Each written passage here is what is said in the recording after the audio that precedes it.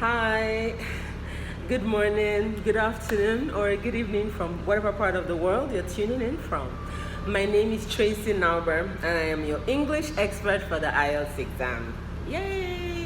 So, I'm a postgraduate student at the School of Education in Trinity Western University, Canada. I'm currently en route to a PhD in English, and my academic training is on TESOL.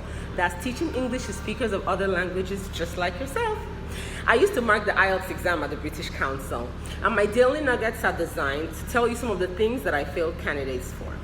This week we're dealing with the listening module, and today my topic is using punctuation marks. So I'll start with a definition.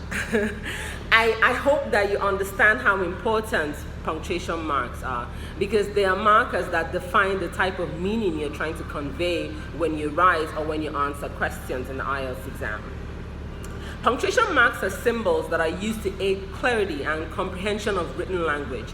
Basically, punctuation marks help you to be clear about what you're trying to say, and then it helps the listener or the person on the other end, the marker, i.e. me, have an ability to decode the meaning that you're trying to convey with those punctuation marks. Some very common punctuation marks are the period, popularly called the full stop.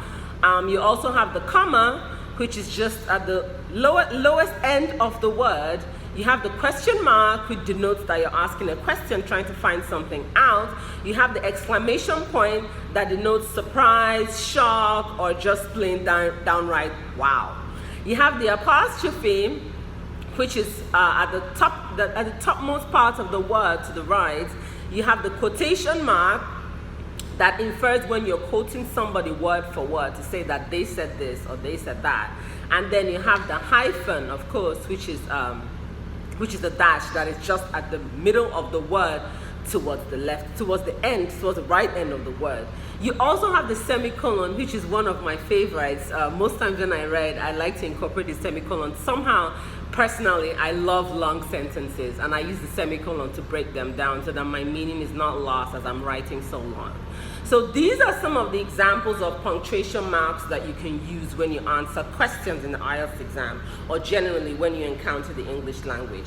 Now, punctuation marks are important in the listening module because there are some questions that require you to answer with words, that you're writing out multiple words in conveying an answer. So the example, I'll use the same example that I gave from my video of yesterday, where I was talking about Jack and Jill having a conversation at the bus station, and Jack telling Jill that there are 3 times in the day when the bus leaves.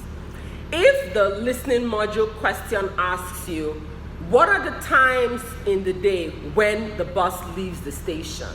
If you were going to write out those 3 words, it's most likely that you would have to write them out on one line, like one horizontal line, which is the way your listening module answer scripts are designed. Now, as a marker, I'm trained to isolate each word so that I'm counting that you have used 3 words as the instruction says. The only way I can know that you have used 3 words is if you are using a punctuation mark to demarcate and tell me that this is 1 word, this is the 2nd one, and this is the 3rd word. So the bus left at 8 a.m., another bus left at 10 a.m., and the last bus left at 2 p.m. So I would expect my test taker, you, to write 8 a.m., comma, 10 a.m., and 2 p.m. So that comma is important, and that and, the conjunction and, is also important because it helps to demarcate. Oftentimes, we would also grade you correctly when you do 8 a.m., comma, 10 a.m., comma, 2 p.m., full stop.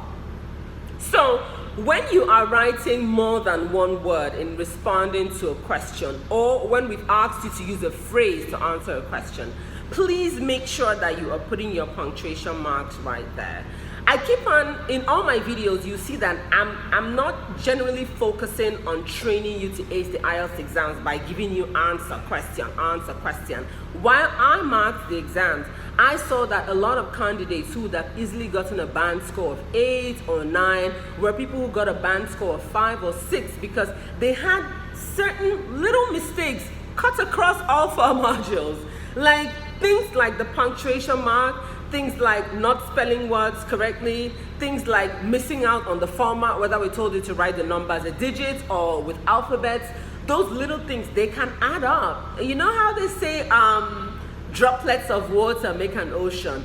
Yes, it is true. The ocean didn't magic itself there. You generally put 1 drop each day. So if you're having so many errors and they're just appearing here, here or there across your script, overall, you'll find yourself having a band score that is too low, and you'd be wondering, do I really understand English? Can I really do it properly? Yes, you do understand English, and yes, you can't do it properly. You just have to pay attention to how you're answering the questions. And the punctuation marks help us to understand what type of meaning you're trying to convey to us. That was me using a comma and a full stop in terms of making an example for you. Another instance I can use is during the listening module, if you are supposed to write a sentence. And like I said in one of my videos, I never marked a script where the set of questions was required you to answer with a sentence. But peradventure, the format of the IELTS exam changes in the future or has changed. Now, you can then key into this. If you're asked to use a sentence to answer a question, when you write the sentence, please put a full stop at the end. It helps us to know that you have ended that particular argument or you've ended that particular motion that you want to pass across with the sentence. If you've had to use more than 1 word to answer a question, always separate it with a comma. Don't use a semicolon. A semicolon is the one that has a dot on top and then a comma at the bottom all at once, like they are aligned. Don't use a semicolon, because the semicolon is something that will come in very handy in the writing module.